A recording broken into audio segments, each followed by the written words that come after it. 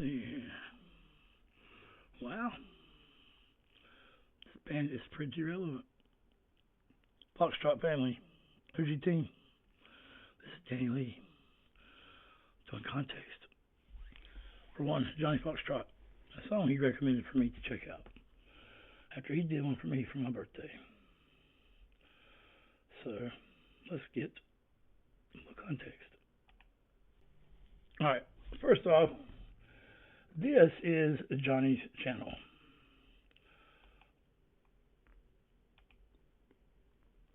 I like a song a day, keeps the reaper away.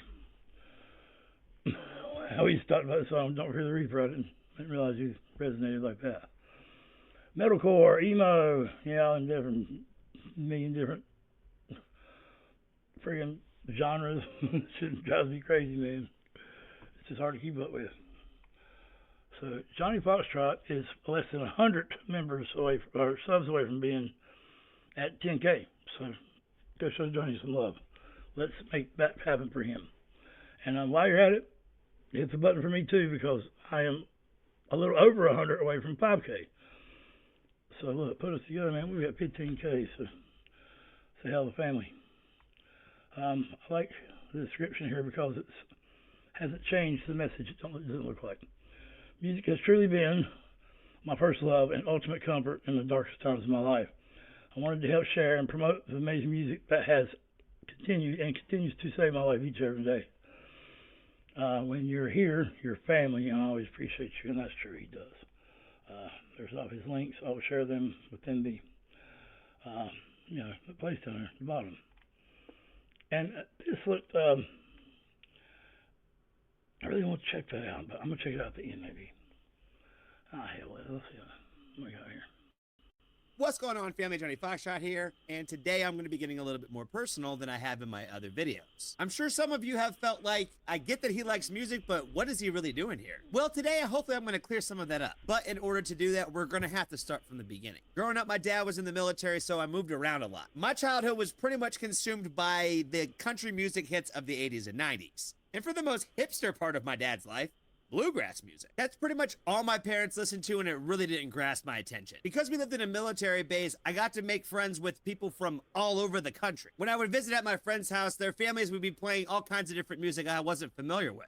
I remember being the kid that annoyed their friends with always asking, who sings this song? Does all their music sound like this? I really couldn't get enough of it. When I became a teenager, music turned into my entire life. This was also the same time that my lifelong battle with suicidal depression began. Music turned into my religion. Every emotion I couldn't process, music was there for me. All the nights my eyes burned a hole through the ceiling, music was there for me. I graduated, joined the military, and went on 2 different deployments. One bad one, and one as good as it really can be. And that's when my new best friend, PTSD, enters my world.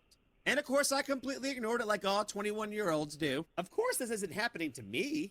That's for the other guys over there. Right. I've attempted suicide a few times in my life. And when I came back from Iraq, things were really tough.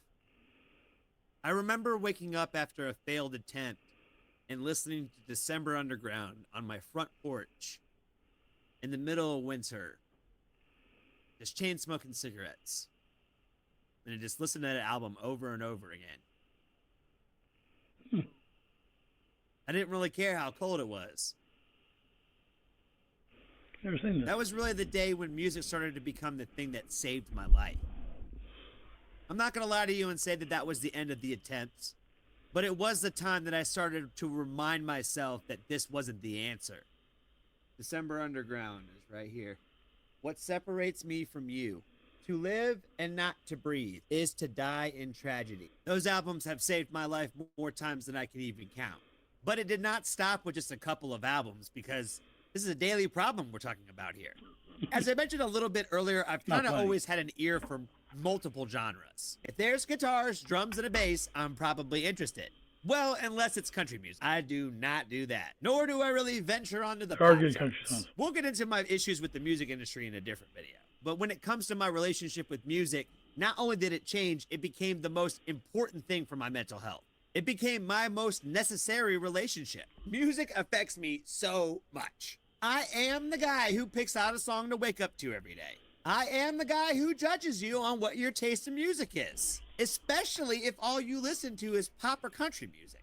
It does tell a lot about a person, but we'll get into that some other time. I am definitely the friend who is trying to put you onto some band that you've never heard of. I am the guy who stresses a lot about what songs to play in the car from point A to point B. All right, how many songs can we fit in the playlist? All right, we got 12 minutes. It's about 3 or 4 songs, depending on how long they are. Okay, cool. But are they going to talk through it? Let's take a break right here and address the talking over music. We're going to take a break right there, Johnny. I didn't know that, bud. I didn't know that. We've had a few conversations. Yes, I guess you know, Johnny. I've never seen that. There is some good country music, though, Johnny. I mean, you listen to the wrong shit, man. But I ain't trying to convince you. So, in doing a little context for a reaction, I'm doing a little bit. It's going to be pretty important to me because it's for a friend of mine. It's important to him. He's also a reactor. You might know him. Johnny Foxtrot, Foxtrot family. Foxtrot family and the OG team have kind of, started morphing together here lately. And been talking to Johnny a good bit. So, I go to the Facebook page here, and immediately I start seeing Australian cities. One, because there's not that damn many of them. Two, because I'm an honorary Aussie. So I did a little digging deeper for some spiritual awareness. No, sorry. And so the band's from Jacksonville, Florida. So I didn't understand why all the Australian imagery and cities. So get me out of the way here. So I just look this up. And I asked, does Yellowcard have ties to Australia? Yes, the alternative rock band has ties to Australia. Basically, they had a farewell tour in 2017, which got canceled due to the pandemic. And now they are going there now, this year, and touring Australia for their farewell tour. For their new album, Ocean Avenue, which went platinum in the United States. So they are still relevant right here, right now. 3 songs, Way Away, Ocean Avenue, and Only One. So yeah, we will be doing a song here in a little bit called Transmission Home. Alright, I know in the, he done the birthday song for me, Alice in Chains, Don't Follow. It's for a buddy of mine who did the thing he was talking about there. He ended his life, ended his own life. He left me a note telling me to listen to that song. So anyway, Johnny did a great job. Got really emotional, so I just asked him, is there more bothering you than just being sad over that song? Because you can't have so much empathy for someone else. I mean, you can just tell. Hurt can see hurt. If that makes sense. And or pain can tell pain. Whatever, man. You can say that shit all day, whatever. But so yeah, he let us all know that a friend of his who he went to overseas with remembers the him that went overseas and not the him that came back. So this song reminds him of that. Is pretty much what I got from it. So let's check this out.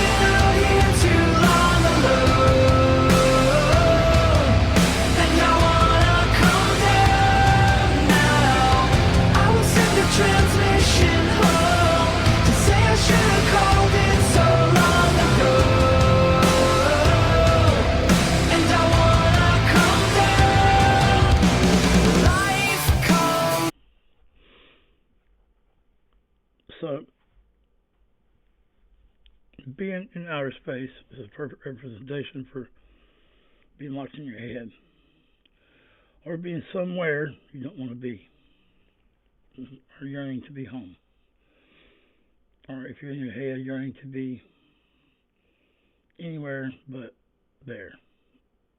A conversation that distracts you, or just thinking in general other than listening to that internal conversation, or lack of. I think it's different for everybody. But yeah, like when you're on the end of that, when you're on the end of that pier there, and you can see live animals, but they're not within reach. So I like the I don't want this crown. I just want to make something with my hands. So, you know, they say you're the death for dishonor, or you're on the wrong side of heaven or the right side of hell, or like the dude Jessie guy did, war is not murder. Who says? There's no analogy of two guys on a battlefield and they're shooting at each other, and you know all the rest of the there's only two there. For whatever reason, the rest of the soldiers have moved on or something, or dead or whatever, and they can't speak each other's language, and they both come to the realization at the same time, without knowing it, but maybe intuitively knowing it. But okay, I'm trying to take him away from his family. He's trying to take me away from mine. But we don't know each other. We're not mad at each other. We have no reason to do this, other than the orders we've been given by someone who isn't even here, and we've never met. So it seems really, there isn't words to describe how that seems. You're trying to kill each other, and you have no idea who each other is. But, you know, like the Wars Murder song points out, when it's a bunch of people, then who cares, right? I mean, it was for the, you know, a lot of people don't know this, and I might get a lot of shit for saying this, but if you dig really deep, the Civil War wasn't about slavery. It was, but it was really about two different religious factions, which was both in Christianity, arguing with each other, and both of them thinking they were fighting for the Lord or for God, which that particular form of religion promotes slavery within that book. I promise you it does. Just look. They probably won't pull that sermon out though. But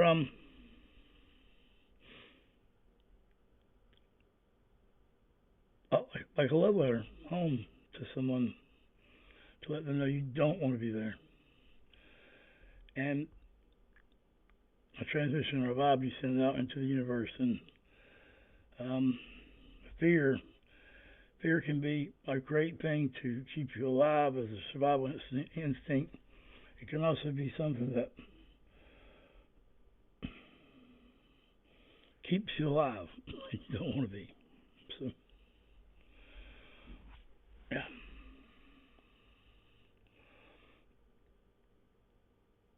Yeah. But there's a place in time for me when love runs into every day, over every place that I've been. I wanna wipe these stars from my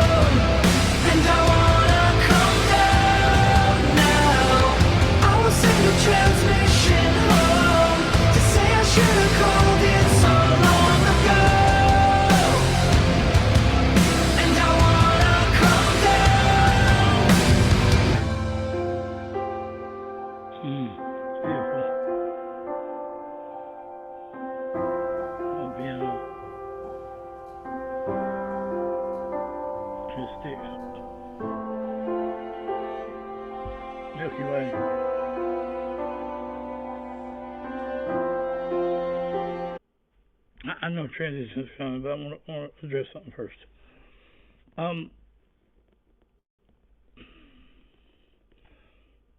This may not be the way they meant it, but I think Johnny's probably thought about this before. The original root word of transition is to, transform or transfer, one or the other. Either way, is to change something or to send something back as an answer or a reply to what you sent, or in expectation of the. So you can also think of transformation there, and it keeps referring back to I should have wrote this earlier. I wanted to come home earlier. I'm going to send a transmission home.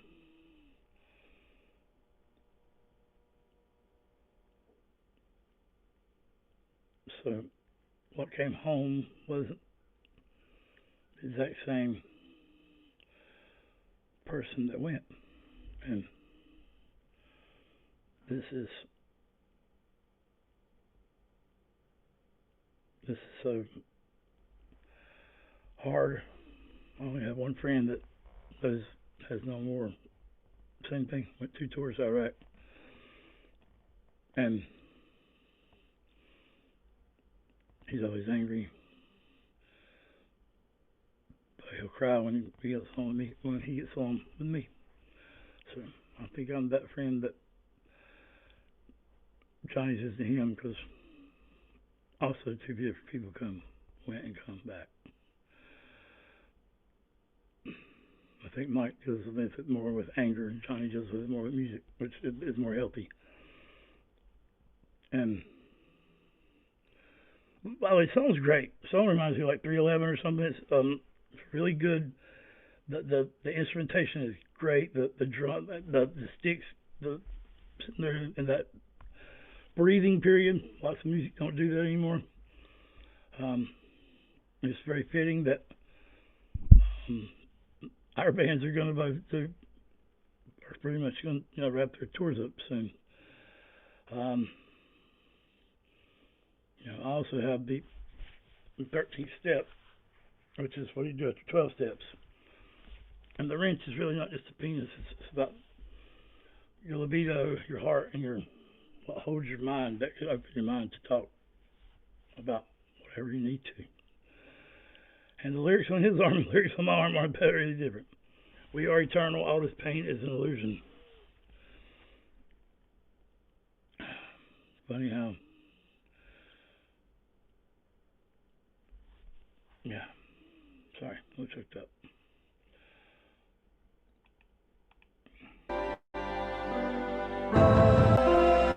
Oh man.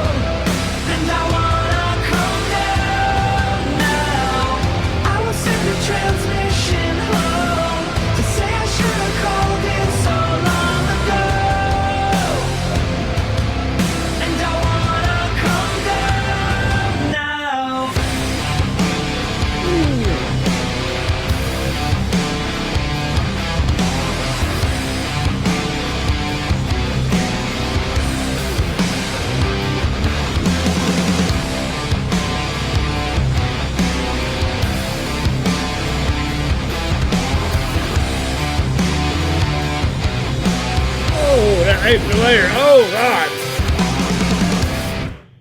Oh, that was... Hey, when it started coming... shit, when they started coming in with those extra layers at the end, that was so fucking good, man. Station.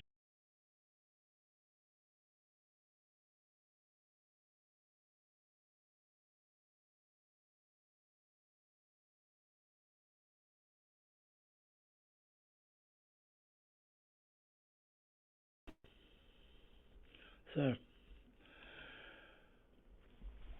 yeah, it's a great song because even the astronauts, they physically change as well as mentally.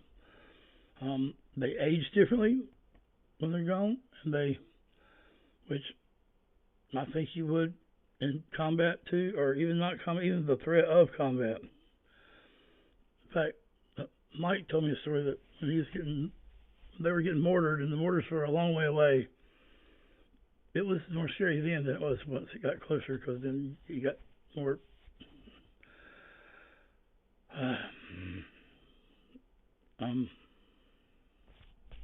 desensitized to it, I guess. I don't know how the hell you could, but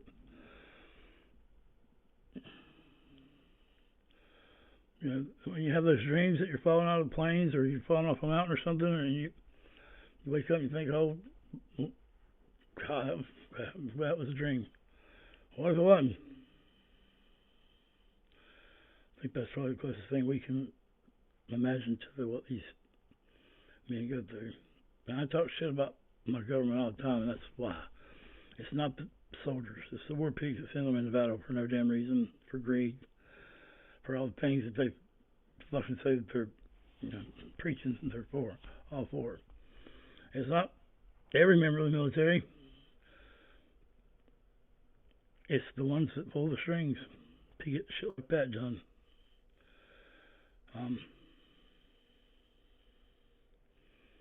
Yeah, and there's a lot more to that. They're making really huge leaps and bounds with microdosing psilocybin with PTSDs. It's working better than anything ever has. But the government keeps shutting it down. Funny how they don't want to help their own people.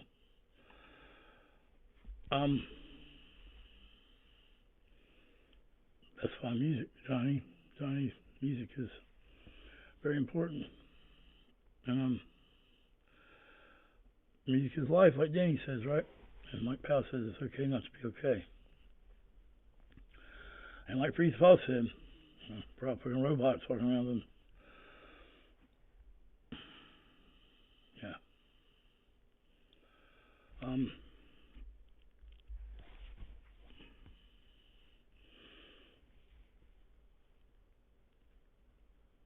Johnny's a great guy. And you're saving lives, Johnny. You are. I'm sure you've already saved lives. And these songs that people want to know why we listen to them, that's why. Because even if it's really heavy, or even the older country, they lived more of a rock and roll life than any of the rock and rollers ever did. Because they really did go to jail and try to take their own life and different things. Whereas a lot of rock and roll people just think about it. And that's good too. I'm just saying there's power in that older music that was outlawed. And that's why it's called outlaw. Don't fit the narrative. But the scene is good, man. And they're fixing to do an Australian tour, so I'm sure I will hear about them. And I may even try to get some footage sent to me for you, bud. Yeah, I hope we can do a reaction soon together. Maybe Grimfell's song. Grimfell is a great artist. Let me check him out. Me and Johnny both have been. Well, I met him on Johnny's channel, so and he's a channel member, so I appreciate that. You can be a channel member for $1.99. There's two tiers. One's $4.99. They're the same, okay? I'll go ahead and spill the beans. Let you know in advance. $1.99 gets all the same shit $4.99 does. I would go with $1.99. Money's important. You need it. So As long as we can pay the bills and keep doing what we love to do, I'm happy with that.